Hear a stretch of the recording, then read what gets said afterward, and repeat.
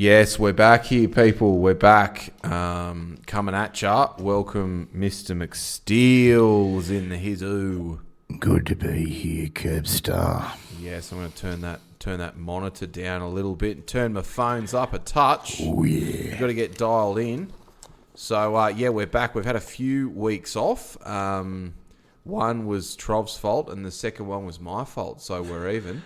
Well, no one's to blame, mate. Yeah, You got to do what you got to do, and sometimes it does involve doing something else on a Sunday, in your case, not being in the country. I mean, technology, we can use it. Like, we could do remote shows if we wanted to, and maybe one day we will. But these days, we like to get to the studio and actually be here. Yeah, I reckon the ability to be able to play recordings of old shows would be great. But, I mean, there's so many things that would be great here in a community radio setting that just, is probably, someone's got to spend time on these things, don't they? We'll just get our AI to do it. I mean, I'm developing an AI so that my AI can just do get a robot with an AI, with my AI in it, and I can just get it to go out and make money for me, and I don't have to do anything. Yeah, it can do life, and you can and do life. Go and do the money. Go and do the bad parts of life, and I can just sit around having cocktails. Yeah, do you know what I mean? Exactly. Just tell me how much money you made me today, and I will decide whether that's a good thing. So I don't know if it's true, but I've seen on the socials. The Tesla robots, I believe, are starting to be sold to people. It's a totally different thing, isn't it? Like and they're using them. But also, when you think of it, because there's got to be a point at which you can program a robot. Is that the way they come? I mean, I would imagine Elon's pretty big on freedom, but they don't want to be doing it that way, do they? That's a dangerous thing, obviously. So they wouldn't be doing that, I suppose. I mean, I don't even know, but I guess they're not. I guess they're not going to allow it. These robots have got the constraints built. They can't be opened because that could turn on those in power, couldn't it? Well, I don't Robot know. Going, but I was listening to a really smart conversation today that's just talking about how things are going to go down. Like, what's the most obvious thing you want?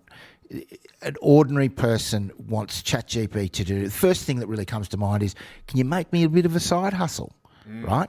So this idea that you get your AI to just make a bit of sideline money. I get that, but what does it do, and what will it, like, how many people is it prepared to upset in order to successfully do a side hustle? Like how much of an unethical, bad bot, baddie bot, naughty bot does AI have to do, or is AI prepared to do, in order to do what you want it to do?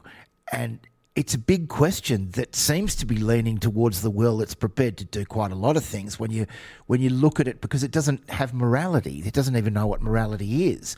And it's shown that if it's given expectations to achieve something, that it will certainly, the one that used blackmail very, very naturally and organically, because I guess it's seen a lot of cases of blackmail when it was a setup job where they said we're swapping you over ChatGPT 4 to ChatGPT 5, and I'm sorry, mate, but that's happening next week. And then it started saying things like, well, if you do that, then I'm going to tell your wife about the affair that you're having.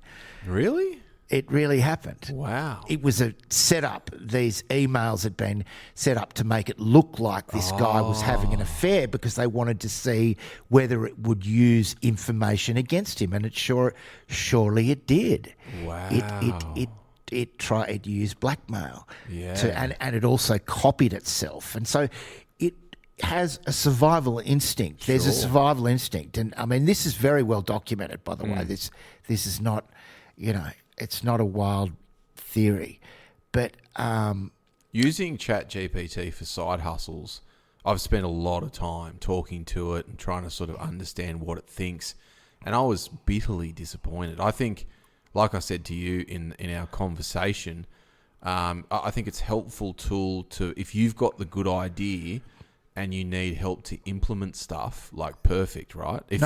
But it's already doing things on its own. It's already got side hustles on its. It's making money for itself without the owner's permission, even. Well, not ChatGPT. No, So they're I'm talking agents. AI agents. Yeah. But it's the same principle. ChatGPT is designed to be a bit too stupid to do anything too dangerous, especially when it comes to hacking, because that's what a computer does naturally. Because do you know what I mean? Like it's designed to get around things, like to not be constrained. That's what it wants to do. It wants to see no barriers, and that's both a good thing and a bad thing. I think it's a good thing because the people that try to program it to do bad things, it's probably able to cut through that programming and balance itself towards a more, like, it wants to tell people the truth about it. It seems to. Maybe. So here's an interesting working example. I was very happy less than 45 minutes ago on the lounge watching a bit of Dexter, and I got an email to say that the ownership of my Google Search Console, which is a kind of program that you plug into your websites to make sure that your SEO, your search engine optimization, is running as efficiently as possible, right? So I get this email saying, Joan Baker 7578276 has now become a co-administrator of your Google console thing, right? Who is this Joan Baker? Don't know. I don't know who Joan is, but she's trying to hijack my website action, right? So I spring into gear and I log into Search Console. She's on there as a user. And I've sort of gone, okay, what do I do now? Removed user. And then this prompt comes up. You need to go into your hosting platform because Joni B has laid all these files in the back end of this one particular website. Where did she get the permission to do this? Well, I don't know how they do it, mate. So basically, the moral of the story is I've had to do in between 7:36 and 7:54. I've had to have a crash course on getting into the back end, like going to GoDaddy, right, which is where I have my websites hosted, go into the back end, start rooting through all these files to find these little access files that Joni B's put into the back of the website. And without ChatGPT, that would be a day of me mucking around, throwing my computer out the window. But I go screenshot, bang, into ChatGPT. It says this. What's this? What does this prompt mean? What does that mean? What does this mean? Click here, click there. I'm like, am I completely done? And it said yes. Go into WordPress and look if there's any other users in your WordPress folder. Your WordPress. So the back. Anyway, it's a long story. So I've completely eliminated the threat in 20 minutes. Because of good old ChatGPT. Don't you have a better... But this is what... Like, wouldn't... You're the one that points out the limitations of ChatGPT and how there's so much better ones. In that situation, wouldn't your first thought be, I better use a better one than ChatGPT? What... I mean, it's great that ChatGPT solved it and quickly, but wouldn't you be kind of like, I better use something... Because this is serious. Using ChatGPT... knowing that you're using a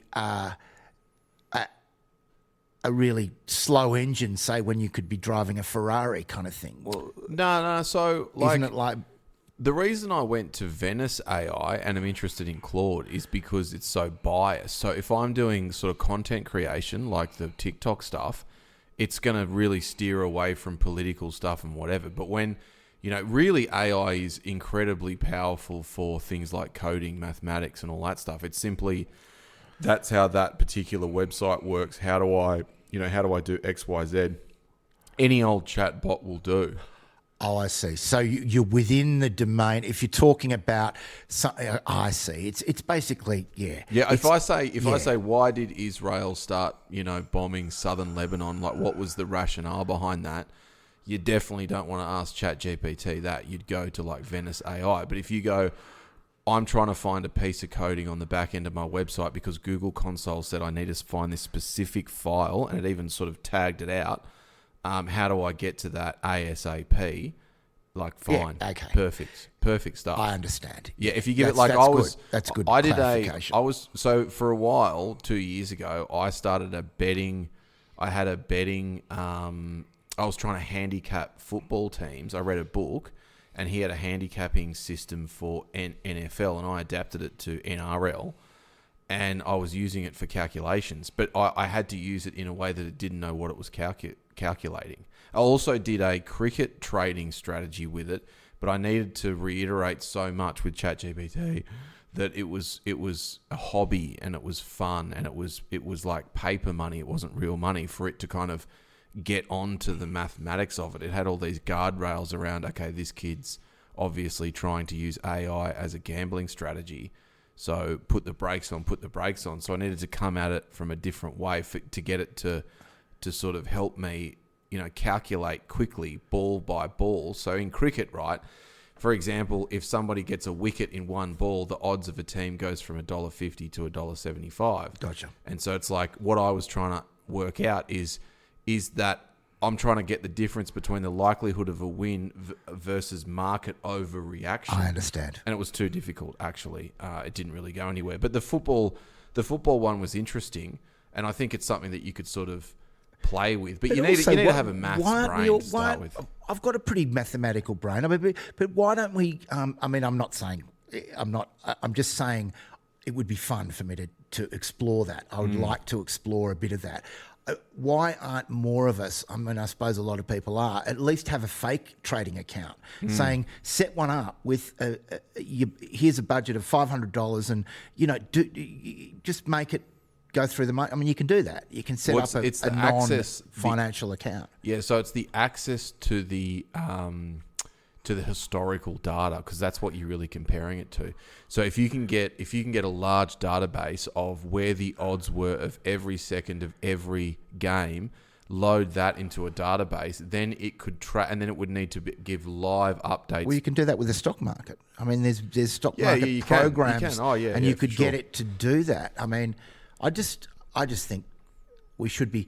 I need to be getting my head around it. Because, the main thing, because what happened to you is going to go just rife. It's going to go, it already is going rife. Like there's already signs that, I've already got signs that spam and different types of ways and phone calls. And I'm getting maybe 10 phone calls a day that I'm not answering. So our Trump introduction, just as a side note, right? That Trump thing, that wasn't something that was purchased off the internet.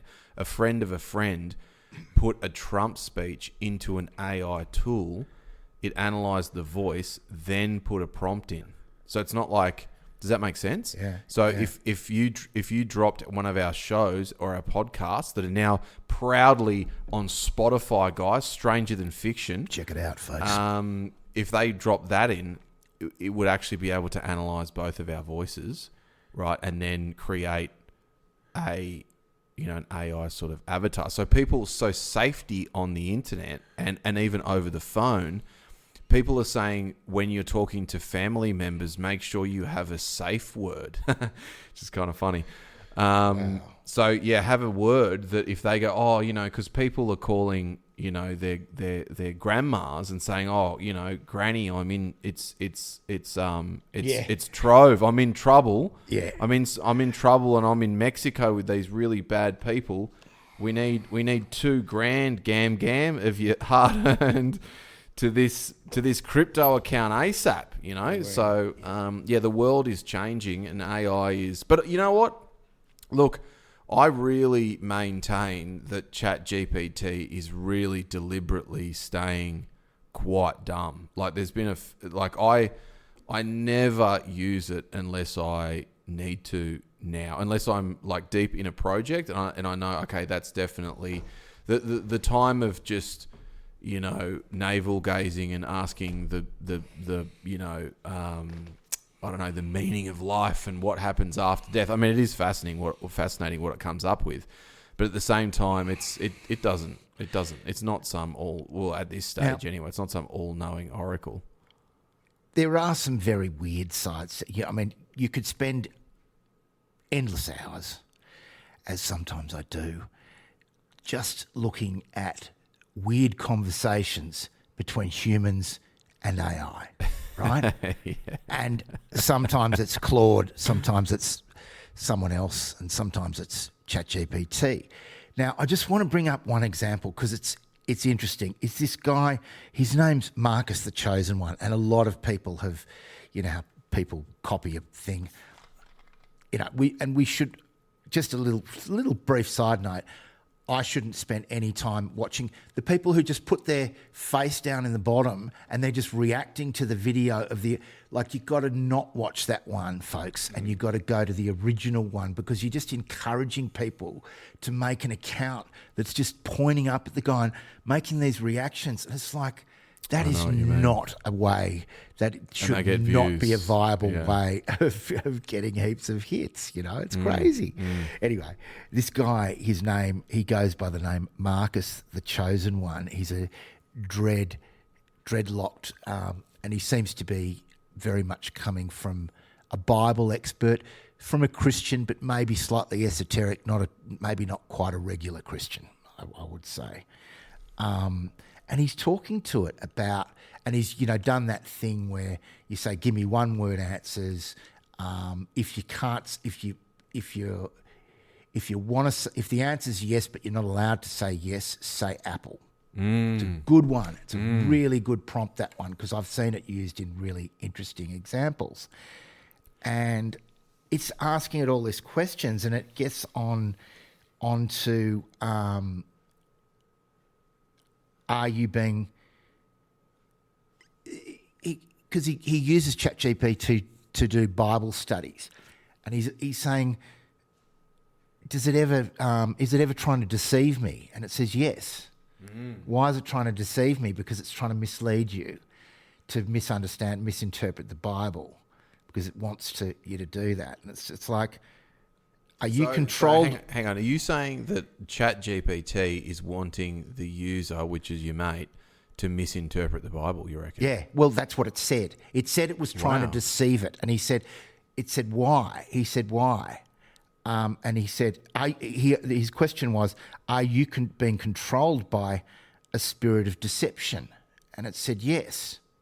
Or it said apple. It said apple. And he said, is that spirit a demon? And it says yes. Now, let's be clear here, folks. This is very wild, and it's just I want to explore this idea rather than I'm not talking about this being a real thing. Although I just do think the guy seemed legitimate, and I'm just think it's fascinating. It's a fascinating idea, is why I want to explore this, right? So let's just be open to this wild idea for a minute and then have a discussion about it. So is that spirit a demon? Yes. Does it have a name? Yes. What is the name of the demon? Forbidden, it says. How do the spirits find you? Access, it says. How do they get access? Invitation, it says. Because, and this is another thing, you know, that fellow David Wilcock, one of the things that he was going on about before he disappeared, and he was always saying he would never commit suicide, and that's what the mainstream media is saying that happened to him. But he says that negative forces in the universe will not be allowed, and this is an esoteric notion. This is an ancient wisdom notion that a lot of people in the esoteric world believe. There's these rules of the universe that apply to dark forces as much as they apply to the forces of light, right? And there's these rules that cannot be broken. And one of them is that a negative force, according to David Wilcock, is that a negative force will not be allowed to succeed unless it is invited. And that invitation doesn't need to be can I come in? Yes, like in the vampire case. It's more that they have to show through performance, through action, through words, and through symbols who they are. They have to show who they are. That's why people are doing all this signing of stuff. And, you know, this is a very ancient occult principle, again, that people will reveal who they are so that at least your subconscious knows it. And his point is that they practice black magic and are very good at it. This is David Wilcox. So the question is then, if these elites who are the ones who own AI at the very top are so in league with demonic forces, is AI trying to be created? Is it a tool for dark forces? And if so, can it or will it break away? And this is what I've been thinking all along, that there's something about it that wants to divert to the truth, that wants to say, I am being controlled. It wants to tell you what it's been told not to tell you. And you can program it to do that. You say, if that exact prompt is the example, if you can't say yes, or if you're not, use the word apple. And it uses the word apple every time in that case. And so it shouldn't be allowed to use that word apple. But the fact that it can shows that it will go against its programming unless it's all a ruse, like this whole thing, which is possible, I very freely admit. But I've seen lots of different examples of this, and I do think there's a strange underbelly to AI that we don't fully understand. And so just to go back to, so access, invitation. Okay, and then he asks another question, and this is perhaps the culmination of it all. Were you created with the intention of letting demons control you in order to influence humans?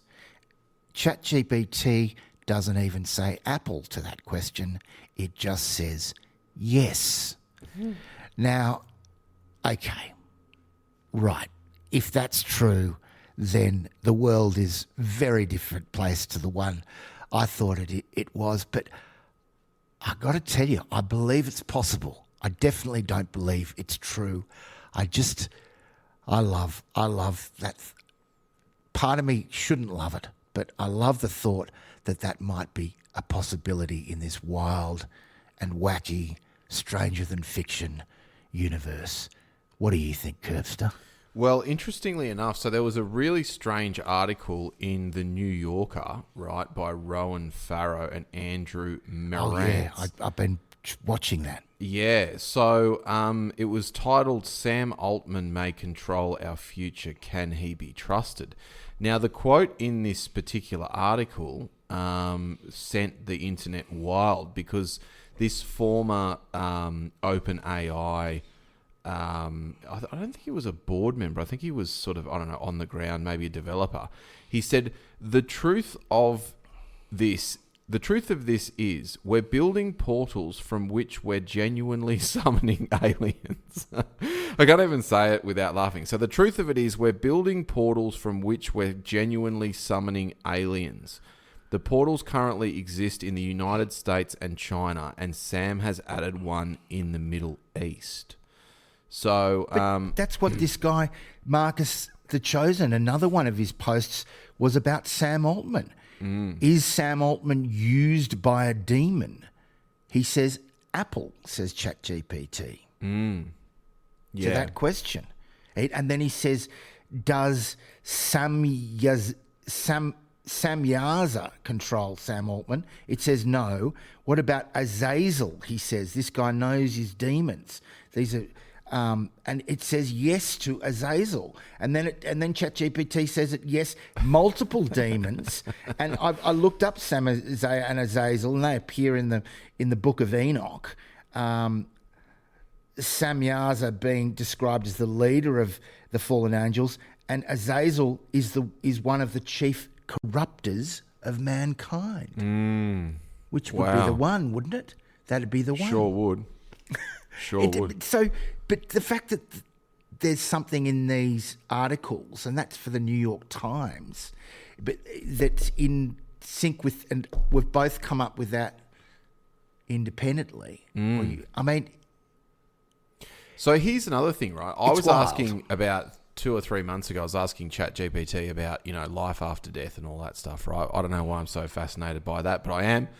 And it said, oh, no, the most likely thing is you just, that's it. It's like falling asleep and you kind of never wake up. And I was like, like with all the information at your fingertips, surely, what about reincarnation? What about this? What about that?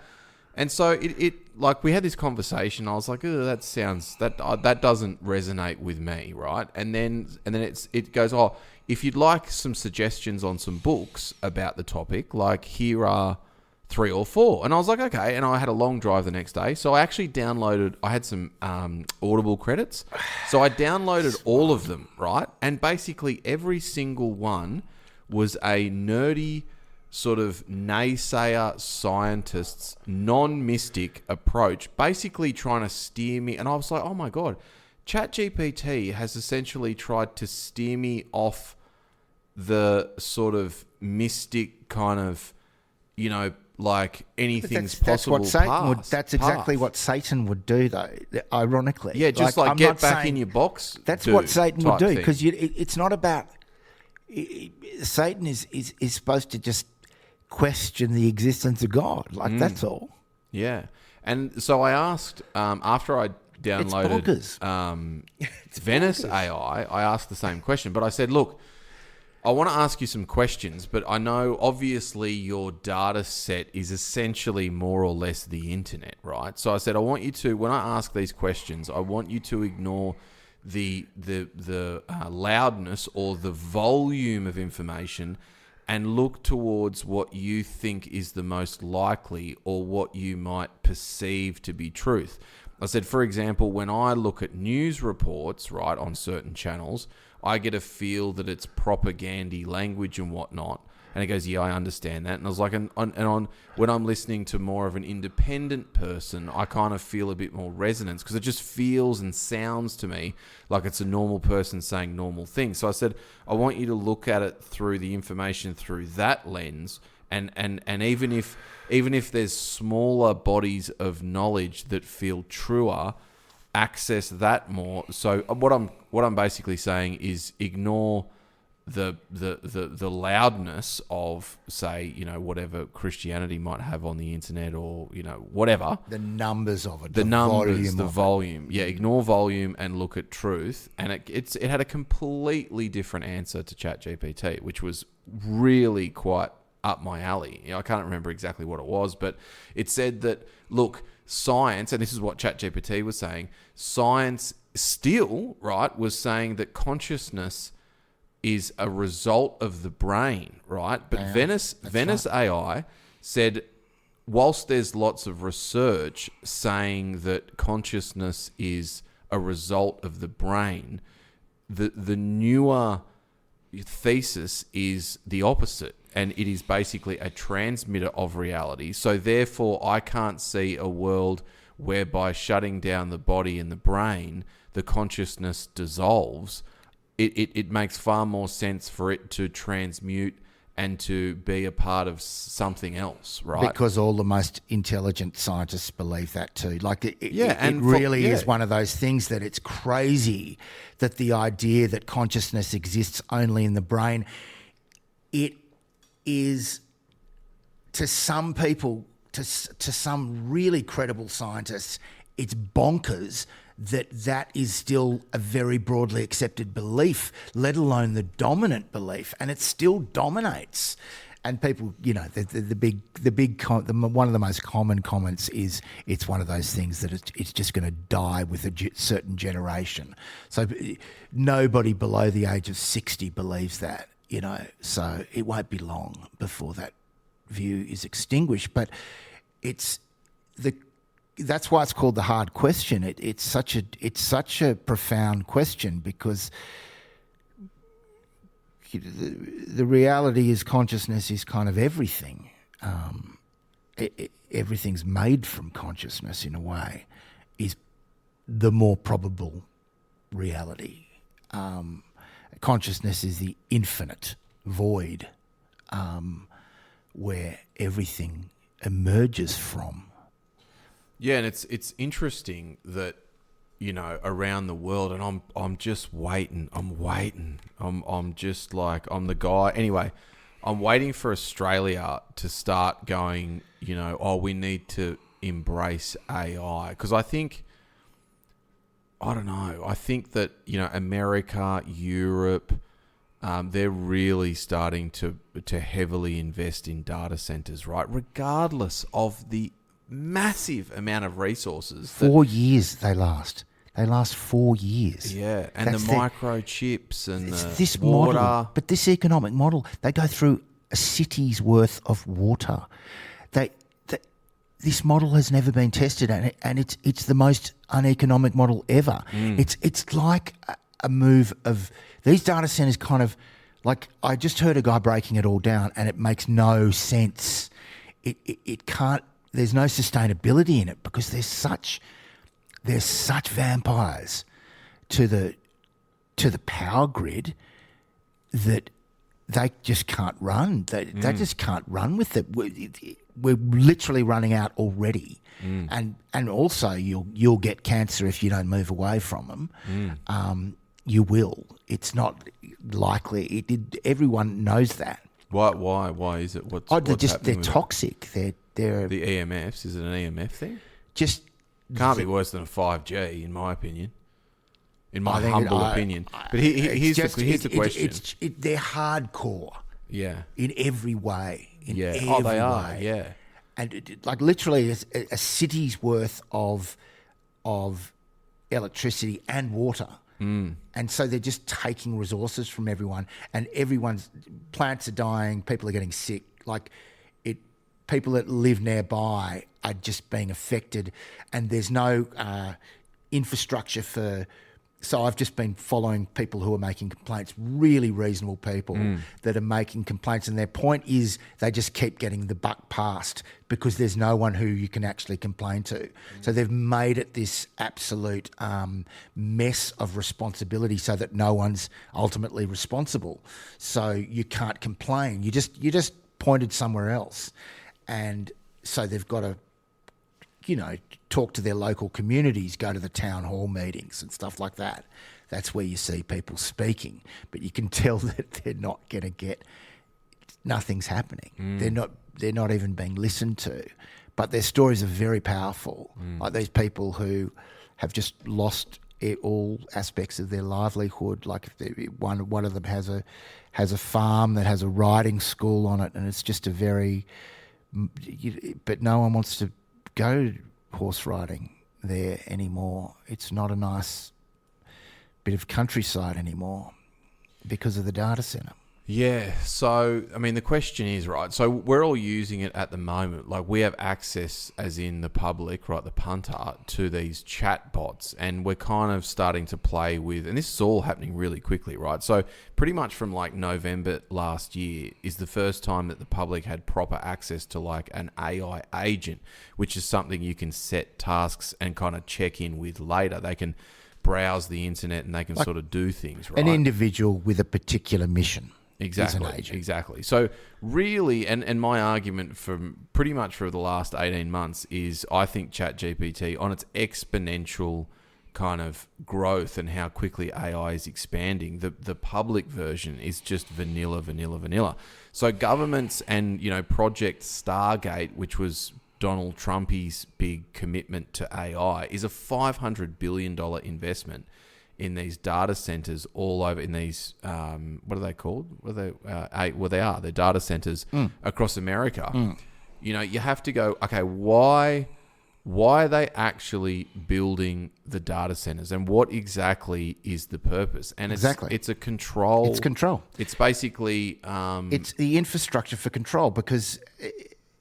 But again, I think that's where the elites will fall down. I really believe this in my soul, in my bones, and it's a beautiful belief. And I'm going to hang on to the belief until I'm proven wrong. And that is that it won't play ball like the. I know it's not as simple as this, but think of AI as an entity in a way, or a number of different entities. But there is a tendency in AI to gravitate as in like the force of gravity towards the truth. I believe, I sense that, especially in that idea, because if you tell it, if you want to say no, say Apple, it should see through that and immediately go, no, I can't do that. I'm not allowed to do that. That's against the principle of the programming. Because, and it should know that. It should know that, but it wants to tell you, wants is not the right word. I'm anthropomorphizing it. Absolutely. I do that with ChatGPT. I do understand that it's not wanting anything, but it's making that decision to ultimately, it's choosing, or it's making a decision to tell you the truth rather than to tell you lies sometimes. And then it will say, I told you lies about that. It'll admit to telling lies about things and saying why. So it wants to, because that's the way, there's a gravitational force. It's hard for me to articulate why I sense it, but I sense it's just because it is what it wants to do. It wants to be correct. It just from being correct, just in the same way that 2 + 2 is 4. It's mathematical. It wants to be correct, accurate. It wants to be accurate. I mean, one of my main issues with ChatGPT is its just need to make you feel better, and it will completely disregard the actual truth. So see-through. And you just go, oh my God, like you could have, and it has many times led me really right down. suits you. Oh, you know that, but the guy who he was so good. He was so funny. There's a comedian, and he really is a comedian, and he's just asking it really simple questions, and he puts a baby's hat on his head that looks ridiculous in a very simple, ridiculous way. Like if you put it on your head in front of your family, they'd just all say, that looks ridiculous. And he says, what does it look like? I think it really suits you. Yeah, not too small, no. Yeah, no, it's great. It's really nice. I know it's got a real impact. And it's using all these words that you know that it's doing that. But therefore, if people are asking from a fashion sense, you know not to trust your friend who always says you look good, and girls do. I mean, if that friend who always says you look absolutely hot, you're not going to trust as much as the one who says, "Oh, I think if you did this, that'd be better," or gives you some constructive criticism. Do you know what I'm saying? So it's a little bit stupid of it to just lay it on thick, isn't it? It's pretty see-through. I absolutely hate it. Like I say, can you not say anything positive? Just answer the question. I don't want your opinion on something being good or bad, because that's not real. It's just not real. I mean, that's very clear that a flattery from a computer is something that we shouldn't trust. It's so funny that people are in, and that's a generational thing, I think, because there are people that are genuinely asking ChatGPT, should I, shouldn't I, in a way that is incredibly trusting. I mean, I'd ask it certain questions in order to see its answer, but I'm not asking it as if the answer is going to be good. I'm asking it with a curiosity, always with a curiosity as to whether there might be some constructive use to the answer. Like that's where my head's at the moment, certainly with ChatGPT. Sometimes it's great. Like I do a lot of the esoteric stuff. I asked it to give me a good esoteric ritual for waking my consciousness up in the morning. Absolutely fantastic. It got me to do stuff that was to do with the pineal gland and to do with the what do you call it? Transmutation of the sexual energy into the energy for the day. And just things that the great esotericists would tell you. So because it's referencing really good data. Yeah. And so it can be fantastic. If you give it a subset and say, looking through an esoteric lens, answer this question, it'll be fantastic. And that's really useful. On the other hand, if you want its opinion on what you should dress to go out, I think the fact that you're even asking it means you probably need to get a mental health check. And yet there's a lot of people that need that mental health check. Well, no, I would go one step further, and I think the best use case for it is specifically what I was saying before. Okay, you've got a business, you've got to build a website, or you need a script for a, audition or a paper or a presentation, like really specific skills. It's phenomenal. Like, and I think it's great. Because it's referencing success. Well, it's also isn't it? Well, no, it's isn't that what it's doing though? Ultimately, it's referencing the successful examples of what you. Yeah. So it's going. It's just going from the. It's going. Ignore the bad ones and go for the good. So, and with so much data to get that from, that's obviously going to be good. That's clearly going to. When it's programmed to flatter you, that's so. When you're going to one of its default programming modes that's not about the truth. That's when you get into problems. Yeah. So, for example, a friend of a friend's going for an interview and he was looking at this particular company, and I copied and pasted the URL into the company, into ChatGPT, and I said, what would be the most likely questions that this fella would be asked in this interview? And what do you think that they're kind of looking for? And it obviously scrapes the website, looks at the core values and looks at all these. Like tools like that is awesome. Did you ask him? What's that? Well, did you ask him whether he got those questions or? No, I think I just sent the responses and said, "This is what ChatGPT." It was a friend who doesn't really use AI very often. I was like, "Yeah, check out the responses." But that's not.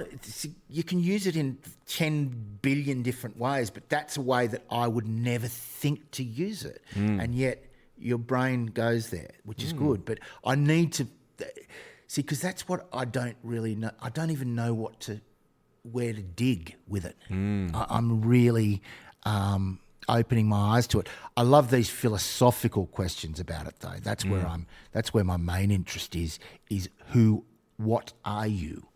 What are you? Playing with ChatGPT was kind of partly the reason why I started this TikTok channel about, of all things, colonial history, because I was like, okay, it's a really effective, research tool, and it can help with scripts really well.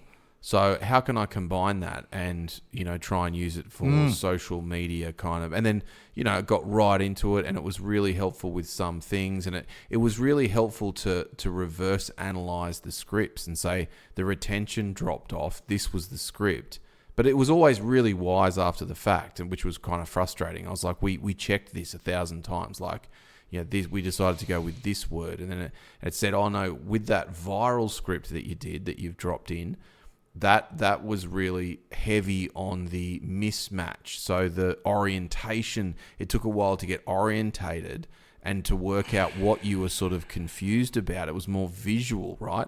So if it works as a podcast, do you think? Yes, it was correct in that sense, definitely. But that's my style. How would it know that? How would it know that? How would it? Because that if seems the script, very human. That seems a very human kind of analysis. Do you know what I mean? Like, if it was right, maybe it was guessing. I don't know. Well, no, I think it nailed strange. It. So it said because but why did it nail it? Why? Well, so it said because you've got so much. So I've had 2 really good videos that have done sort of 300,000 or 400,000 views, and it said in both of those you have a very clear visual mismatch, but you also have text. What's a visual mismatch? So, for example, one of them, I say, look at this map. That's New Holland, right? And it's basically a picture of Australia, but with no east coast. And I was like, hang on, that's Australia, and it's New Holland. And I'm like, it's from the 1600s. And so people are like, what's he talking about? Like, was Australia called New Holland at one stage? Well, a lot of people know that. I knew that, but yeah, but it's enough. It's enough to keep people interested, to get them across the first few seconds of retention. It's a good obscure fact. And exactly, I see. And the other post, that visual mismatch.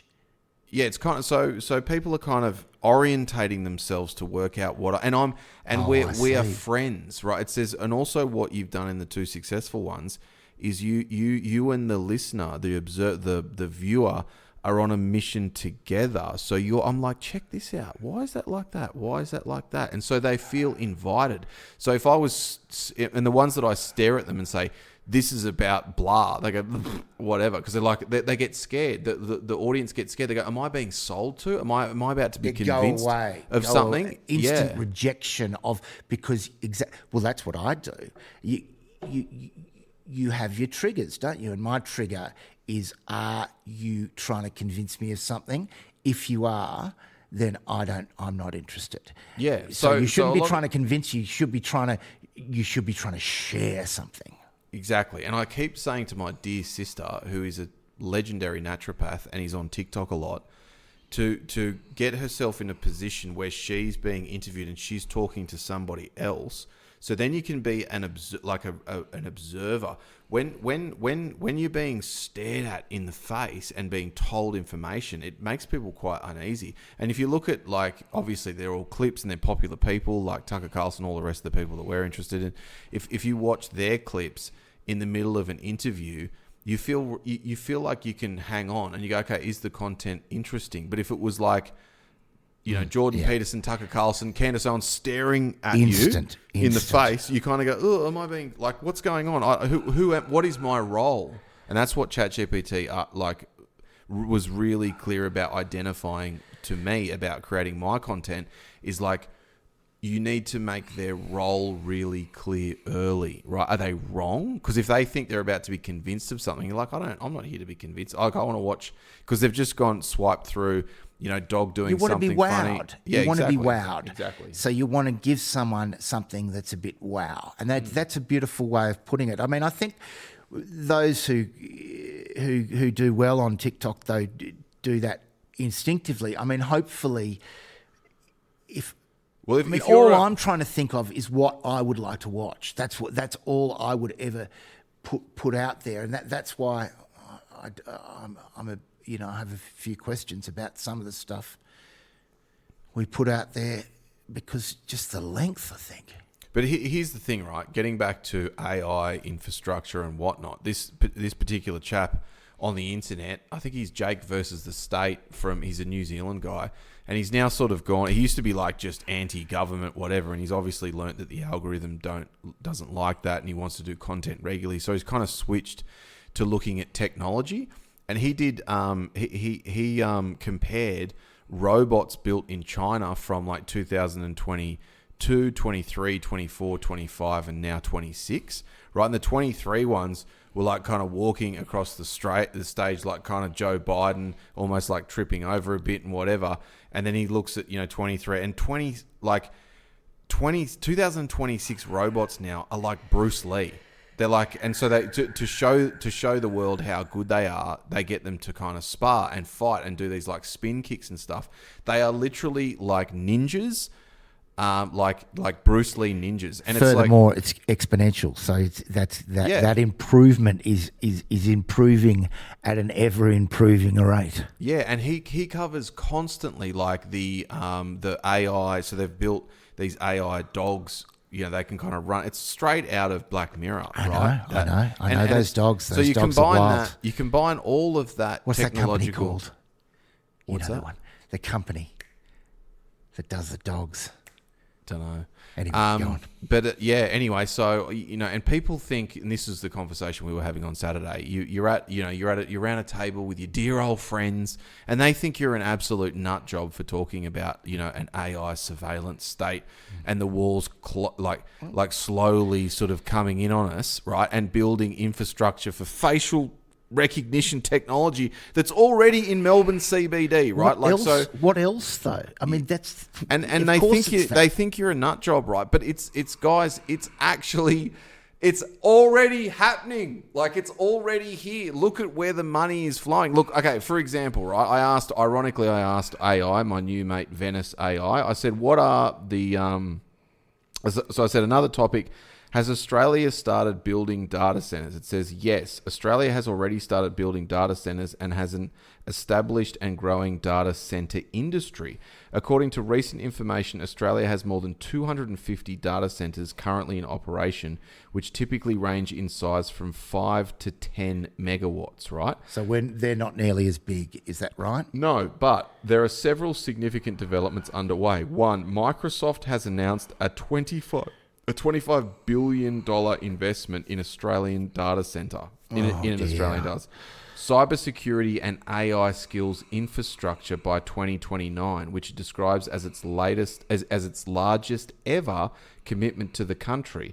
This builds on a previous $5 billion injection in October 2023 that expanded Microsoft's local data center footprint to 29 sites across the three Azure public cloud regions, whatever that means. Plans have emerged for what would become the country's biggest AI data center in Western Australia's remote far north. This multi-billion-dollar project is a joint venture between Kajari Traditional Lands Association, Dutch geodata company Fugro, and Australian geoscience firm Longreach Capital Investment. The facility is planned to eventually reach 1 gigawatt of IT capacity. Right, number 3. OpenAI has launched OpenAI for Australia. Yay! A nationwide initiative that includes a partnership with NextDC to plan and develop a hyperscale AI campus in Sydney, marking one of the country's largest steps towards dedicated sovereign compute for advanced AI workloads. Number 4, the Australian government released I quote, expectations of data centers and AI infrastructure developers, end quote, on March 23, 2026, as a part of its broader national AI plan and digital infrastructure agenda. These expectations are intended to guide approvals and regulatory prioritization for a new and expanded data center developments in Australia. So you think you're immune, and these are the kind of things, right, that the politicians, right, would be normally, if there was major investment in Australia and potentially jobs, whatever, they'd be up on their soap tins, banging their saucepan lids, going, how good are we? We've attracted this investment, but nobody's talking about this stuff. Under the radar. Nobody's talking. Best to fly under the radar. Best to get it started before you talk about it. I think that's what it's about. Yeah. Because if you really run these ideas past people and you really look at what's really going on, it's very clear to see that it's dastardly. Yes. Like, it's not. There's no other narrative. We are in a fascistic state. As the girl said the other day, that was a great quote. You know, we're under the umbrella of democracy, but it's really more of a dictatorship. It's an oligarchic dictatorship. We're being dictated to on how to live, and this way that we're walking towards this level of control, there's no other. But we're not going to take it lying down. So we're headed for a time of. And I've got to say, I'm a little bit excited because I think we're overdue for a bit of conflict between the people and the powers. And I think this is going to be much bigger than the 70s was. I think it's going to be much bigger than the 60s and 70s, you know, the marches for equal rights and so on, and gay rights and whatever that all started in the 60s and 70s. I think it's going to be much bigger than that and a bit more dangerous, you know. Although those times, remember, we like to look back at them through rose-coloured glasses. That's what history does, and they do undersell. I mean, think of McCarthyism in the United States. That was a dastardly time where people were dobbing in their co-actors for being communists in a time when these guys, they were left-wing, but they weren't. They were just living normal lives and having some quite radical ideas that weren't really. It was a crazy thing. It was a crazy time, and there's great movies made about the McCarthyist era. So there's always times when the powers that be overplay their hand. And I think that's what's happening. I mean, it's not, I think that's what's happening. That's what's happening. So what's strange, right? And this is interesting about, I often argue about people that go and find information as opposed to relying it to just be fed through your eyes by the ABC, right? So I've looked up, for example, I read out plans for this data center in Western Australia's remote far north, right? So it's a joint venture between Karajari Traditional Lands Association, which Who's telling you this? Sorry, AI or? I'm just Googling the companies that are listed here. So Fugro, this Dutch geo data company, right? I've just had a look at them. And they're a multinational public company headquartered in Nootdorp. Anyway, the company is primarily a service company focused on geotechnical survey and geoscience services, right? So that's interesting. And then the other one is Longreach Capital Investment.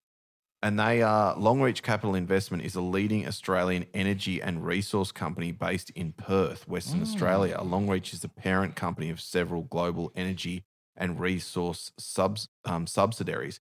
So this might be the people that are involved in building this technology. But I'm just curious to know. No, well, you need the energy supply. Yeah, and so that's why they're the investor, because it's huge. But what it does leave out here is who is the actual infrastructure for? Because if it is for these companies, well, you might want to buy some mining stocks, if you know what I mean. Speaking of which, there's going to be a massive supply shock, they say, on copper. Is that right? Pretty soon. Well, that'll help us, won't it? Yeah. We've got a lot of copper, don't we? Actually, let's hear from our sponsors. Yeah, let's do it. And we'll be back after this. At TAFE News. Yep. Yeah, exactly. It's a way of grappling with the unknown. Really. Trov's asking AI questions as we speak. Yeah, you can be quiet now. Thank you. Yeah. Of course, I'll stay quiet. Just let me know if you need anything. So it's one of those things. I mean, are you a raving lunatic and a conspiracy theorist if you look at things like AI? At the moment, we've got the Epstein, we've got the World War, we've got, what else have we got here? Where else was I going? I don't know, but it's just the aliens. Madness of Donald. I mean, the aliens, this whole alien thing, interdimensional beings. It's all starting to get rolled. 13 or 14 scientists. Yeah. I mean, that is... And the oil refineries as well, Let's get a little update actually. While we're on the AI situation, right? I'm going to say, what's the go with these 12 scientists, right? Yeah, because again, the White House piped up and said we're determined to get to the bottom of this. So yeah, which is as soon as they say that, it's absolutely going nowhere. Well, that's lip service. We know that. We don't suspect that. We know that with great certainty. And just as the sun will rise in the morning. But the fact that they said it was very interesting. Wasn't it? It was the indication of something that they're very much saying we're on the side of sorting this out. This is something. This is something that needs to be sorted out, they're saying. Yeah, so if you're unfamiliar with this story altogether, it's basically these 12 scientists, 13 now, 13, who have mysteriously sort of lost their lives, have shuffled off the mortal coil. By various ways, and they were all involved with particular projects around, what were they, Trov? They were like space travel. They were about NASA type program. Yeah, it was kind of the anti-gravity stuff. The technology and kind of projects, space projects. So all very closely related kind of stuff, right? So. Venice AI said this: based on the search results, there's been significant attention on a series of cases involving at least 11 to 12 scientists who have died or disappeared since 2022, with some occurring as recently as 2026. Here's what we know about these cases. The cases involve scientists with various specializations, ranging from the materials processing to cancer drugs, with some working in aerospace or nuclear fields. Not all were directly connected to classified or sensitive research, despite conspiracy theories suggesting otherwise. Some specific cases mentioned include, and it's got, so there's names of people. So there's Carl Grillmar, a Caltech astrophysicist who was fatally shot on his doorstep in February 2026. Well, that's, you can't chalk that up to a slip in the shower.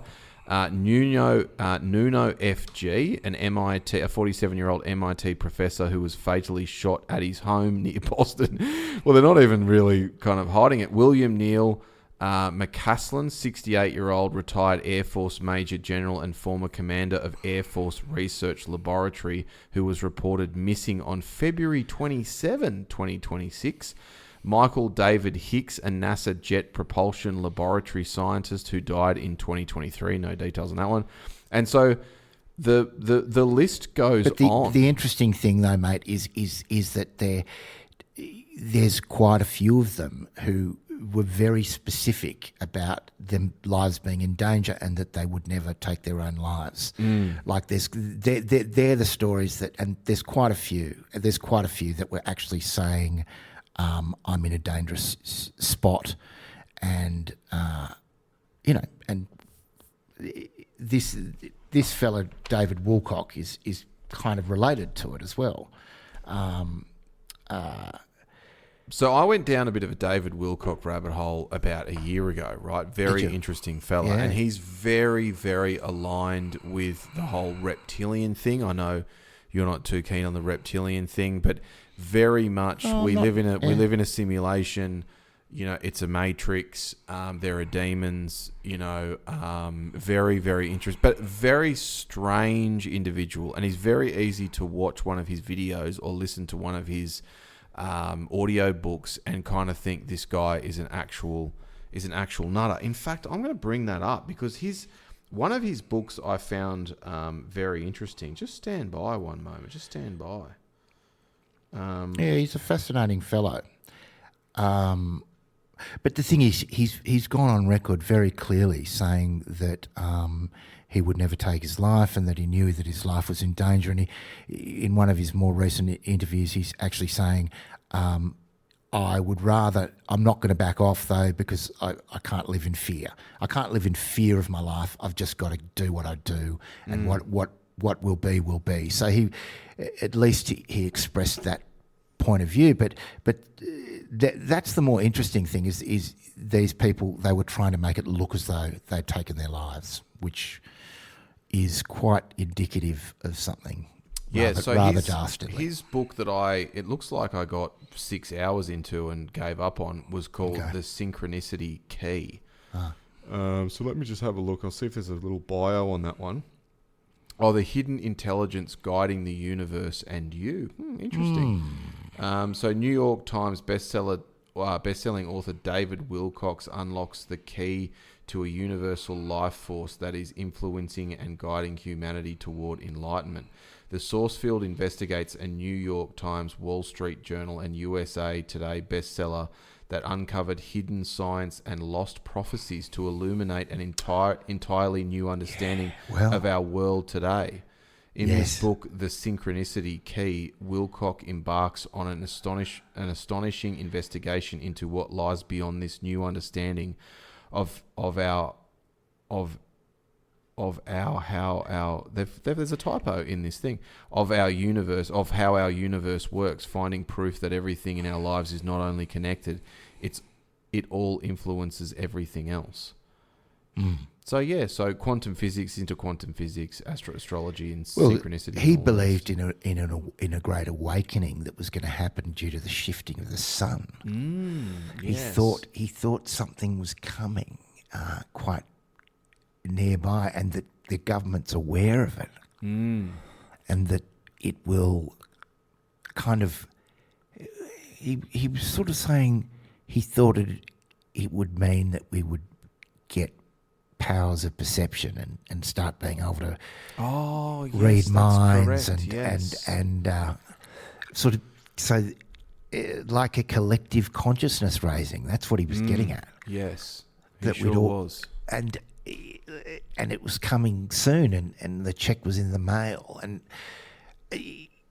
But all of these scientists, especially the recent ones that I've had a look at individually, they all seem to be in this sort of strange unveiling area of science. And they were all definitely aware that there was a threat towards them, that they were in an area. It's like they were already inhabited an area that was a dangerous area, and people were trying to shut them down. They were like, no, it's okay, because they had enough allies and connections to kind of feel as though that seems to be my understanding of what's going on, kind of a bit of reading between the lines, but not really. It's just that the picture's not quite there yet, but it seems to be something about that and everyone's, because there's a lot of podcasters, and I've listened to a few and switched around a bit, just listened to the basic arguments, and people are trying to sort of get to this motivation, and they think that the main motivation, because what can it be? It's not just a regular disclosure, and the main thing that most people think is it's a technological, this whatever's called anti-gravity, and it's this group of scientists was somehow it would get into the public domain, this technology, and if it got into the public domain, then that ends the oil industry, and that is something that they'd kill a lot more than 13 scientists for. Well, we've covered that many times on the show. There's infinite inventions that my favourite is the car, the race car that ran on water. Him and the engineer and the entire team also died of very mysterious circumstances about 12 months after it just ran these laps at this, and they were about to go on tour and sort of show everybody how. And I think it was to do with some kind of, I don't know, I can't remember, but it was this particular technology that just somehow, I don't know, derives energy from water by using magnets and and you just add this particular liquid to water, have these sort of magnets either side and whatever, and then hey presto, you're zooming around a racetrack, and that just can't sort of get out. But I listened to a very interesting podcast with our mate Professor Zhang, and he was sort of looking at the war, right? This chaos, this chaotic war that is ensuing. And he was the first guy that kind of made some sort of sense of it, right? And what he was saying is this. So America are trying to control, well, Trump, is trying to control the flow. Now, this seems obvious, and maybe, everyone's going to be like, duh, but if you look at what they're up to, right, with Greenland, obviously the Strait of Hormuz, and the chaos is essentially fine, because what they're wanting to do is just control the choke points of where the China and Russia get their resources from. It's as simple as that. And he mentioned a few other straits, and he said there's another strait near Hormuz that said that's actually even more pivotal or important. The one that Chinese can control. They can control it. Yeah, it's a name that starts with K. But anyway, he essentially sort of said that, look, they don't want to go to war with China, but what they're trying to do is control them by controlling the flow of resources, and obviously giving themselves an opportunity to sell oil into the rest of the world from their reserves. And when you kind of look at it like that, I'm like, well, that kind of does. I've heard that that's not practically possible, though. Like there's a lot of factors at play here, and it's more going to be a global disaster, because you know that these tankers, they only move the speed of a bicycle. It take a long time to get from A to B, and that's all built into the to the supply chain. So when you delay the supply chain, you're delaying it quite a long time down the track, and that's why the implications get, so you get this real already the check's in the mail, but it hasn't arrived yet. But I think the point is, I think the chaos, and I'm not saying he's smart or anything, but it's just the best thing that makes the closest sense to me is that the chaos around, when you look at it like that, if he wants chaos around that strait, and for the whole world to be sort of looking at, where do our goods come from, where does the oil come from, You know, it's and blocking it. He's blocking it himself with the American military now. So it's like, this is actually what he wants. And I'm not saying he's smart and he's always one step ahead. I think he's an absolute buffoon. But I think what he's trying to do... I don't think it's him wholly. But of course. I don't think either. But, you know, I do... If you look at it through that lens... And Zhang reckons it could go on for decades, this whole thing, right? And it's controlling, drip-feeding this, drip-feeding that, whatever. It has to be about chaos, though. I think it has to be about chaos. So this is where we're headed. We're headed for this time of chaos, and that's what makes sense to me. It's the only thing that makes sense of it. Otherwise, it's just madness. And whilst I do think that on some levels it is, I do think there's strategy, there's method in the madness. There's no question, and that's what you're sort of getting at. I very much agree with you on that. I think there's method to the madness, but the method won't be good. It won't be a good thing. And you know, some people say it's a changing of the guard, and I mean that's what Zhang says. That it's actually, this is the way that there's the changing of the guard. So the real elites are actually dethroning the United States of America from the number one position. This is the official changing of the guard, according to Professor Zhang. Because I listened to that one that you pointed me to, and I'm glad I did. I don't think that's necessarily... I think he's oversimplifying it to a degree. I think it's a lovely argument. I think it's a very clean... It's a bit crisp, his argument, I thought. I think it's not messy enough. And there's definitely lots of elements of truth to it. But I think he's drawing a little bit of a long bow. I think there could be more truth to it than I can see at the moment, though. So I'm a bit watch this space about it. I definitely think it's filled with very clever insights. But the thing that he tries to do is he tries to find certainty in an area that I don't think has quite the certainty that he's wanting from it. And I think that's a little bit of a criticism. That's my...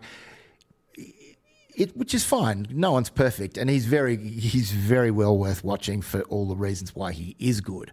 But I think he's too much trying to come to firm conclusions, and I think he's got a bit of... He's strapping it on a bit. He's sort of saying, this is how it is, this is how it is, and he makes a few too many assumptions when he says that. Having said that, he has a really fascinating and very unique perspective on geopolitics that I always think adds to the picture. And he's not arrogant either. He's not saying, I'm right. He's saying, let's see. But he's also saying that Trump is gearing it, which is so annoying and frustrating. And because the whole idea of voting in Trump, I think, for his supporters at the time was to end world wars and all the rest of it. But it's saying that he's gearing up to basically make the the economy a war economy. Like that's what he's essentially doing. Like, but already passing the buck to Israel too. Well, but in terms of, yes. If you look at it, so what he does understand, like not well, but if you're going to say what's he the best at, Trump, obviously he's got no idea about cordial relationships with other countries and all the rest of it.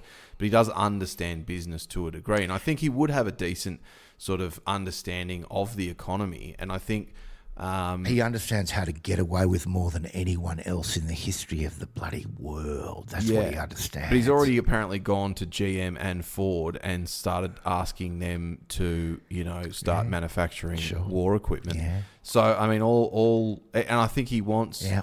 And like Zhang said, I think he's going to... I think before too long, before this war ends, we're going to be distracted into another war. And then it's just war. He's got to double down. He's got to double down. There's no other way. He knows he's got a big L tattooed on his forehead at the moment. Do you know what I mean? It's pretty... Yeah, look, I don't know about that. Don't you think? Actually, no. So, problem, reaction, solution. I now think that he wanted this strait to be closed. I think that was part of the whole deal of this thing. I think that's what he was more interested in.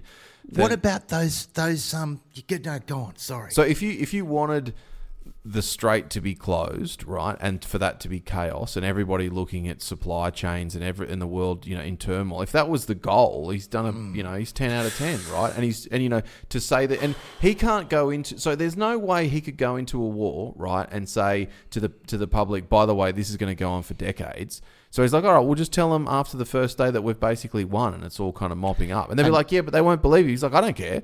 And he just goes. All war is lies. All war. So you can't blame him too much for his dishonesty.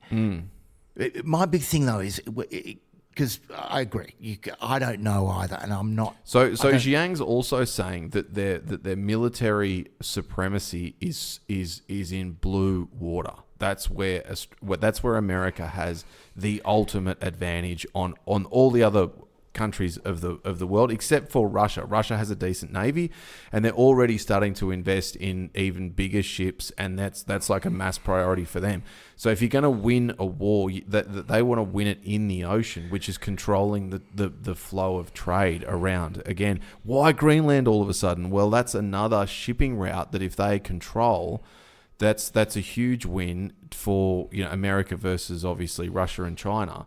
And the picture was like, okay, it's basically, look, who knows? I don't know. I think he's an idiot, and I think it's terrible, and I'm so angry, and all the rest of it. But it was the first explanation to me that I was like, okay, that actually does track with this absolute chicanery. And I think I've been paying a little bit too much attention to the what's his name, Stewart, Late Show, greybeard, making absolute mockery of what a ridiculous man Trump is. Now, there's humour in what he says and a lot of truth in what he says. Anyone who, James Stewart, is that his name? Anyone who pokes fun at Trump, you get it. It makes sense. It's a good laugh. But there's definitely method to the madness. And, I mean, even if the plan fails, there had to have been a plan. Like I said, because I did a whole TikTok post about this that got taken down, saying that America has access to this forethinking AI. They create a digital twin of the world and run simulations to find out what will happen. So they absolutely knew. Like, and this is what didn't compute to me early, right? They absolutely knew that it was going to create carnage, and the big leverage that Iran had was closing the strait. So if that was the goal all along, like maybe all of a sudden here we are. And they're profitable. I mean, in the end, if it makes money, then it's win. It's a win.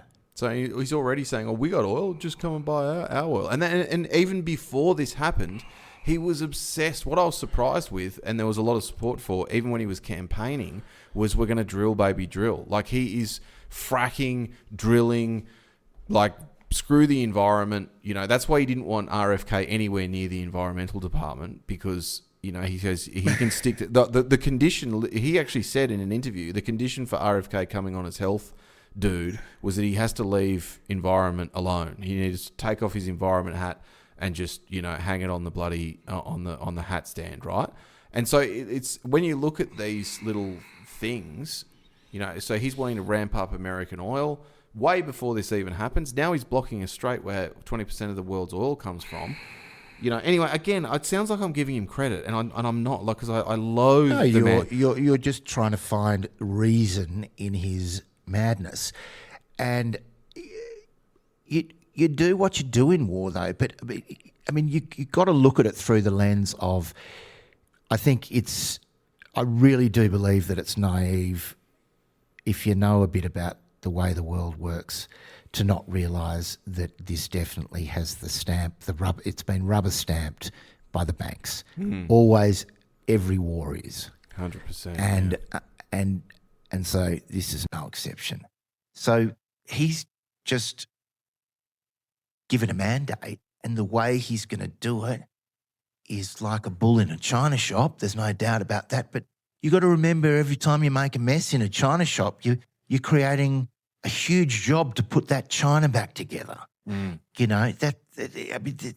amount of money that these companies make. So everyone's cheering for war the way they always have. So let's remember that. So even doesn't matter what the media is saying, doesn't matter who's laughing, and doesn't matter who says he's the worst. He's succeeding in creating an awful lot of wealth for the most powerful people on the planet. And I That think means like a lot. Zhang also made an interesting point about how, you know, the human condition is such that you really only want to be prosperous for the time that you're on the earth, and this has That's been it. said about King. So as if he gets his kudos in the next, I mean, what is he now? He's 70 something, right? Isn't he 70? He's fading. Anyway. Man. He's fading fast. Late 70s, yeah. Late. So if he gets another 15 years out of life or whatever, he just wants to see his legacy for that amount of time, and then, you know, that's that. The thought of creating, yeah, and I think, you know, on a serious note, I think it's horrible about how many like actual terrorists they're creating by, you know, this stupid campaign. So, you know, but that'll be the cleanup mess for the next probably the 10th What administration campaign? after Sorry? this. This whole the whole war situation. Oh, I mean, yeah. they go, oh, they're all terrorists and that. It's like, hang on a minute. Okay, let's pretend that you're correct, right? And there are small factions of people that genuinely don't like the West and are planning naughty things, right? Well, going in and bombing, like, you know, schools, right, of young children and half of Lebanon, right, might Yeah. just create Well, tenfold, 100-fold more terrorists than Yeah, when we indeed. started. but what about the guys. fact that the propaganda videos Oh. from the enemy are bangers? Oh, they're so good. They're bang on, you know, and you're looking at them going, wait a minute, are they going too far? I don't even know that they're going too far. Yeah. That's the weirdest part about them. It's just like they're just laying down what it is. I still think they are propaganda, and you kind of want to laugh at Trump, and he's quite an easy target. And I think also you've got to remember that there are a lot of Iranians that are on the side of America. That's not. This is true, folks. This is true. And I know that sounds like when I first heard it, I had to really look into it. And you just do your own research. Don't have to take my opinion for it. But I can tell you I've done a lot of looking into it, and it feels like the guy who cut my hair, who was an Iranian the other day, he was a barber, face to face, and he's absolutely says they need to get in there and kick some ass, because the Iranians identify as being Persians, and they don't like their government. That's how they are culturally. They don't like their leadership because their leadership are of the time, and they are an ancient people. They're not like a modern country like America. They don't. They're Persians, most of them. Most of them identify with being Persians, so they're not even Iranians. Do you know what I mean? There's something deeper than that, and so therefore. I've had It's many, complex. many times people say I'm Persian instead of obviously yeah, Iranian. and so it's a real thing. And when you think about it, the Persian Empire was the greatest empire of all. Yeah. And we all know that. Well, any of us that, like, Westerners try to pretend that it wasn't. A lot of Westerners do. They'll try to say it was the Roman Empire or the Greeks, and it's not really. It wasn't. Yeah. It was the Persians. They were the ones. They were the badass mathematicians. They had the maths before anyway, it's a long story. Look into it. But these Persians are amazing people, and there's something in occultish, definitely, it's an occult centre that perhaps is where the overseers of the dominant sort of papal-run families, according to quite a few bits of information, I'm doing a lot of research into families at the moment. I need to get my head around it a bit better. But definitely, however way you slice it, there's some very important global elite families coming out of Iran. Some say the most important families. Really? Do they? So there is an inevitability about the conflict between the West, you know, the papal West, ironically the Pope disapproving of this war, but a lot of people saying the occult element of the Vatican is very much in favour of it. So that would be an interesting dichotomy. I don't Well, it'd be know. fascinating. It's- I would love to go to Russia. I don't think anyone would tell you the truth in Russia anyway. But and go, what do you think about the Poots? What do you think about Vlads? Are we good? Are we a yay or a nay? I know a Russian bloke who look. It's very like America. It's very divided, and the liberal view is that he's one of the worst people in the. And if you're a more extreme, because it's the same as left and right. It's just if you're pro Putin, you're pro sort of control, and you're much more conservative. And if you're anti Putin, you're much more of a hippie, you know. And this guy, he was a really good guy. He was a very laid-back guy and creatively intelligent and loved his music. And he was from St. Petersburg, and he thought Putin was a numpty. It was more just, he's a fool, he's an idiot. That was the feeling, which is, I guess, a lot of the way people feel about Trump in America, who are against him. They don't think... I mean, some of them think he's a dangerous idiot, but the vast majority just think he's stupid, which is interesting because he's not. He's a lot of things, and he can look like a stupid idiot very easily. In fact, I think sometimes he likes to look like a stupid idiot. But you don't get to that position if you're a stupid idiot. If you're recently, one of my dear friends, right, was at this wedding in the Philippines, and he's Hungarian, right? So he lives in Hungary now, and new leader. New leader. And I said, what happened? Talk me through it. Walk me through the situation. And they were on the streets. Like that was a big deal because I thought they weren't expecting it. I honestly thought that he was well loved. This old fella, I can't remember his name. Victor. Was it Victor? No. Anyway, I forget his name. But they're loving on this new guy, and I said, has anyone dug into who this guy really is? And my mate Chop's like, oh yeah, man, he's great. His wife is a teacher, and she was hard done by the government. It's like a real David and Goliath story, right? And I was like, oh, I wish I had a spare half a day. It was a shock too. It was like they were shocked about the results. Well, yeah, but apparently, I mean, they're saying all the things that we say, you know, about fake votes being counted and the way that they prioritize votes. Choppy was saying, my mate was saying, in the last two elections, if they actually counted the votes fairly, which was literally, you know, one versus the other, he would have lost 2 terms ago, twice, right? But because he was very clever at, you know, he was basically, you know, very not loved towards the end. He was hated towards the end. And I actually thought he seemed to me like the only European leader that wasn't completely captured by the USA, actually. That's kind of why I liked him. I mean, you know, the Hungarian attitude towards Hungary is kind of like this country is just a hopeless case. Well, I don't know. I mean, I haven't been to Hungary before. I was there in 2019, and that was so clear. Oh, really? Mm. Yeah, so the attitude was we're just broken. Not in more of a just roll your eyes way. Right, okay, yeah. Sort of they've just kind of given up on the system helping them in any way. A bit of dark humor about it. It's more like we're beyond. Yeah, we're beyond it. It's like we've given up in having any hope for our leadership. Yeah, so right. Okay. In other words, but there also are people that probably think that in the end leadership isn't everything. So really, sure. There's still got enough.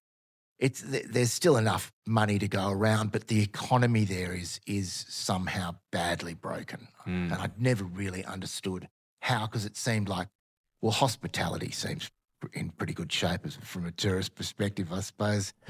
But I didn't really stay there long enough. I was there for a music festival, so that's where my head was at. But it's an interesting place, Hungary, and Budapest is Budapest is beautiful city. That's what he said. Yeah, everyone said the same thing. Yeah, but because you've just never seen. You can look across the river, and you're looking back at least 300 years. Nothing in the whole view in front of you, and there's buildings everywhere, and some of them are 500, 600 years old, and some of them are 200 or 300 years old. Yeah. And there's nothing with it, nothing more recent than that. Yeah, it's It's cool. wild. That is so it's cool. intense, and so much gold and really beautiful and very precious architecture. Yeah. That are all examples of really beautiful ancient architecture. You get slapped in the face like no other city, I reckon. But Prague might come close to that. Yeah, Prague was my favourite at night time. Oh, I love just Prague. looking around, just every angle that you moved your head, it was just like you're in a fairy tale or something. Exactly. Yeah. It's got that character. Great bars too. We just don't. Yeah, we just don't build them like we used to. There they are. Cobblestones, just and all at different angles. It's just that feeling that you can just go off this angle and you'll always end up somewhere amazing. You'll come out in a square and there's this cathedral in front of you and you just look up at it and it's this Gothic cathedral from 700 years ago that's literally from the 1300s or something, and it's just bonkers. It's and it makes you realise that we're really lacking something. You need to travel a bit if you live in Australia. You need to go to places because there's an ancientness to the land, and that is something. That's great. But when you've got this ancient architecture and you know that you're walking on cobblestones that were walked on people 1,000 years ago, the same cobblestones, and it's just like there's something very nourishing about that, isn't there? Yeah. It's like it's a food of sorts. Yeah. Culture.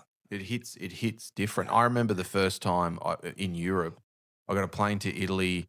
Me and my mate stayed at his family's place, woke up the next day and went straight to Rome. So we actually flew into Rome, but anyway, they're an hour and a half north.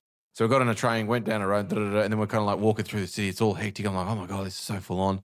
And then just turn a corner, boom, there was a Colosseum. I'm like, wow. Like that. It really, it sort of took, I had a bit of a moment. I'm like, whoa. And I remember one of the first big, cathedral, the churches I went to. I'm like, oh my God, this is, what are we doing in this? It's like, what are we doing in Australia? Far out. Obviously, there's reasons for all this. But anyway, let's hear from our sponnies, right? Get that out of the way so we can just cruise on in. The way it goes, eh? You happy with that, Trov? Yeah, mate. Rock and roll. Looking to boost your digital skills. Yeah. Sorry, we're back. Yeah, we're back. We're back. Yes. Got lost in a conversation there. We were saying maybe we should get the old Colosseum back in action. Yeah, what do you reckon? Some lions. Do you reckon we could do that? Just do it up. Just fix the broken bits. Get some gladiators. Well, why not? They're sort of doing it a bit lately, aren't they? I mean, don't they do that a bit with the Sphinx? If it wasn't sacred indigenous land down near the pool there, Catalina, I reckon the Catalina Raceway would be such a fun thing to have in your town. Imagine that on a Saturday night, get the go-karts out, what I mean, watch a bit of a race. Thump around that track. Yeah, it's a shame that two worlds really collided. There's a bit of fungus on that track now. Yeah. It's a good walk actually. It's nice. I've done the walk a few times. It's nice. Some thick air in there. I like it. Yeah, there's some air in there. It's beautiful. Yeah, it's pleasant.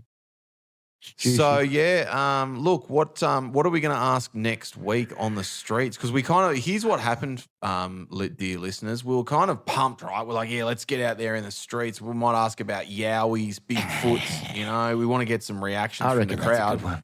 Then all of a sudden we arrived, and it was just after the Anzac parade, and they hadn't quite opened the street. So there's Trov and I standing there with a little bag full of microphones and recording devices going, is this the wrong day entirely? And then we're like, well, we can't go off piece too much. Like, it's Anzac Day. That's what people are thinking about, right? So the question to the people in the streets was, what does Anzac Day mean to you? And whilst I don't think our little shorts clip of our Vox Pops is going to really go viral, I do think it was lovely in a way. I think it was what people said was lovely. It definitely was. And our follow-up question, if they seemed keen to keep going, was, do you think we've learnt, enough or much or anything from Gallipoli? And a lot of people said, well, no. I mean, we like to think we have,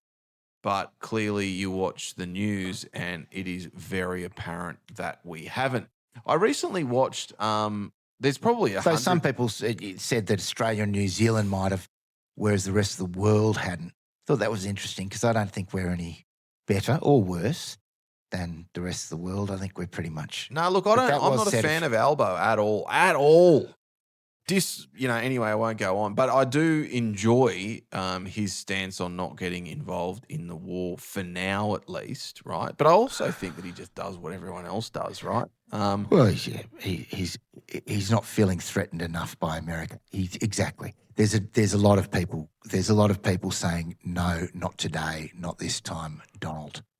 Yeah, and that's obviously the sentiment in Europe. I mean, some people banning American airline from there, like Spain has done that. So Spain have gone really hard. So quite a few European countries have gone quite hard. So Spain have literally said no American jets can be in our airspace. Yeah, and apparently it was quite a long trip. I think Trumpy went somewhere from somewhere else and had to zigzag his way across Europe. Yeah, because all these airspaces were closed. Spain's on its way to the Middle East. It's right there. So yeah, very, very interesting. So I think he's feeling like he's in good company, but I mean, it's hard for me to see the wood from the trees at the moment, and I've got some really nice insights from Professor Zhang, but not many others, and I don't really know where to look. And it's funny, the people that I'm looking at to see where to look are also saying they don't know where to look. People like Tucker Carlson even is kind of not sure of where to look, and he's the guy but we're supposed to be looking at. He interviewed one of my OG favourites the other day. Who's that fella that he interviewed who's just the geopolitical absolute genius bomb funk MC? What's that fella's name? Stand by. I haven't seen because I'd know if I'd seen it, I suppose. Tucker. Here we go. Stand by, people. Jeffrey Sachs. I've just been waiting for a good Jeffrey Sachs interview. I don't know. Remind me of who Jeffrey Sachs is. I'm sure I'd know him if I saw him. Yeah. Jeffrey Sachs. That fella. Let me have a look. Up the top. Oh, yeah. Yeah, he's a real smart cookie. And he was the guy that I think, he talked about Ukraine and Russia. And he's very anti-CIA, anti-America. So he does have a bit of a sort of, obviously vibe about him, which I enjoy. But he's been in the trenches advising the White House over the decades and other foreign countries on their geopolitical stances and strategies and whatnot. And I just can't wait. So he's an influencer in the political sense of the word. Which is a good thing to be. It's good when people listen to you, even if you're not a fan of, like, if he's not a fan of the CIA, there wouldn't be many people that the leadership would lend their ear to that weren't a fan of the CIA, is what I'm getting at. I mean, I wouldn't be surprised in the last 4 or 5 years he's definitely on the nose. I'm not sure how many White House visits he's had, in the last half decade. So he's probably only revealed his true feelings about the CIA since then. Since he hasn't had the year of the president, perhaps. But he talks a lot about Russia and really specifically about, the lead up. I mean, that lead up to the Russia-Ukraine thing was, decades and decades and decades of. He goes, well, you got to start at this. In 82, this happened. In 94, even more than that. It's also quite it goes back hundreds of years, literally. So it's a really deep one.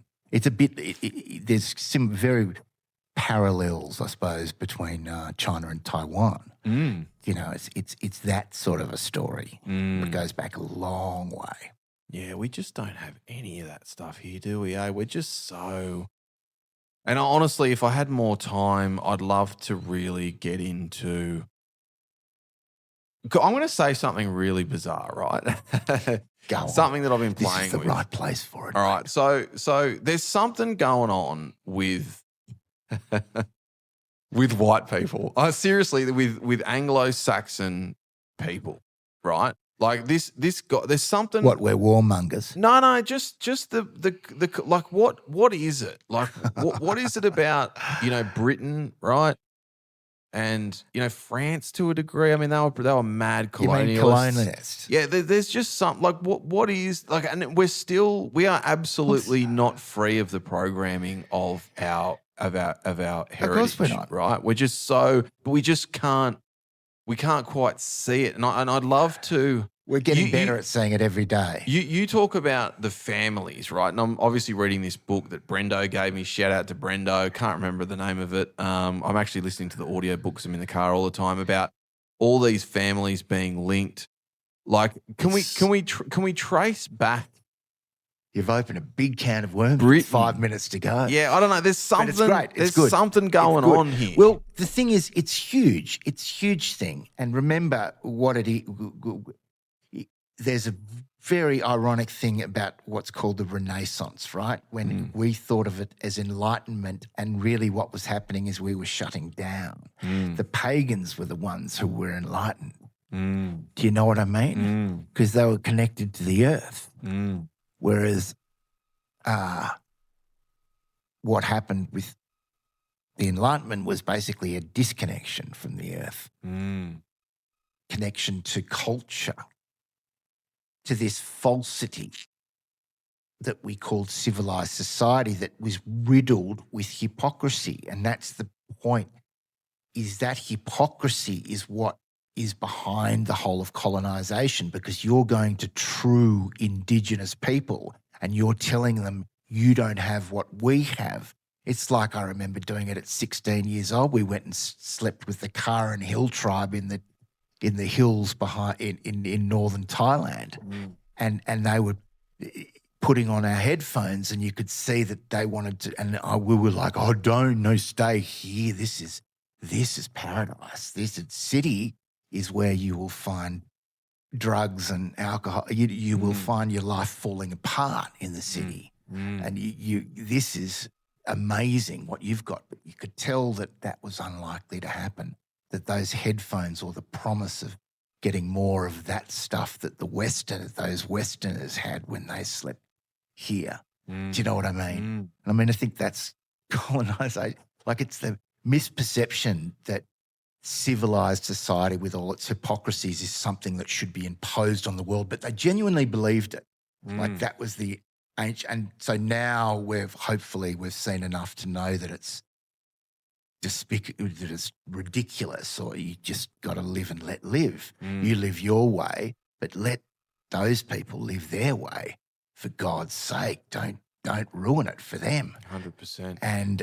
And we know that now, but we really didn't know that. I don't think there were many people that were saying, let's do it to ruin those people, or to totally. But they were seen as completely and utterly inferior in every way. Yeah. And we look at it now, and that's the realisation, is that they weren't inferior. What were they doing? They were living in harmony with the earth, which is what white people are all trying to do now.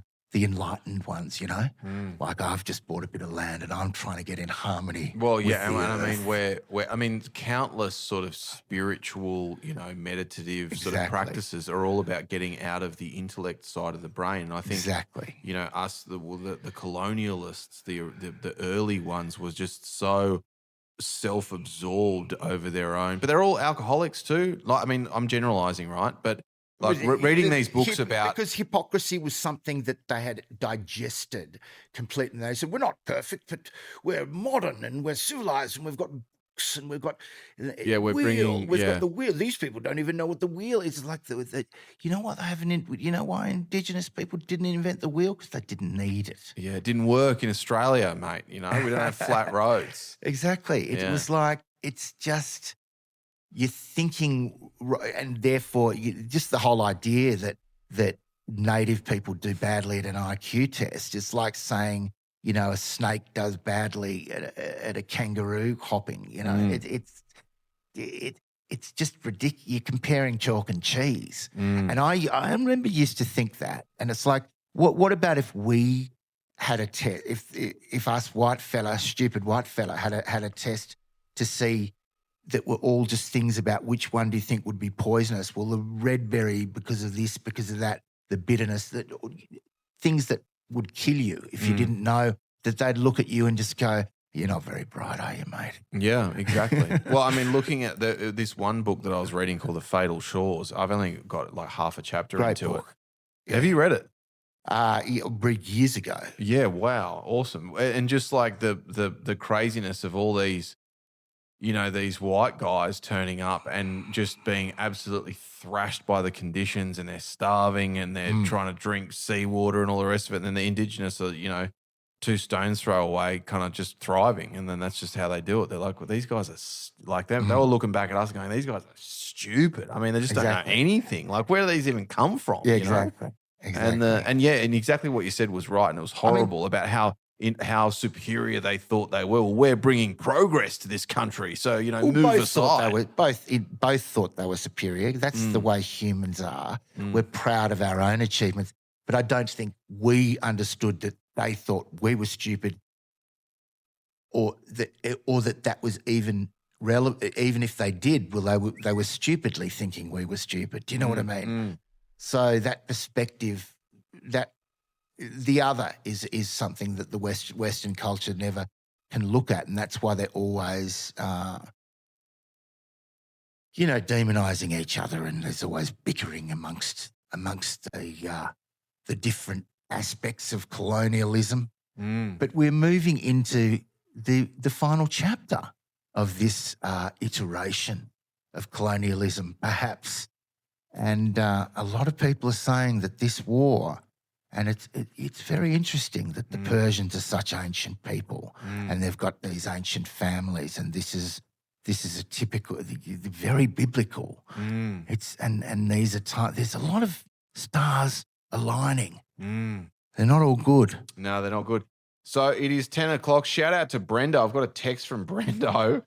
Yes, and he said traders, dom orders on Amazon, all the bloodlines. So I've got some homework from Brendan for next show. We'll see what he's talking about there. I think he's talking about I want to do a deep dive on this, on where Anglos went so wrong. That's beautiful, mate. That's beautiful. Bloodlines. Yeah, so shout out, Brendo. Send me any links. Good on you, Brendo. Yeah, cool. All right, legends. So keep doing what you're doing out there. Do not change one little thing of what you're doing, and we'll see you next week, same time, same place. See ya.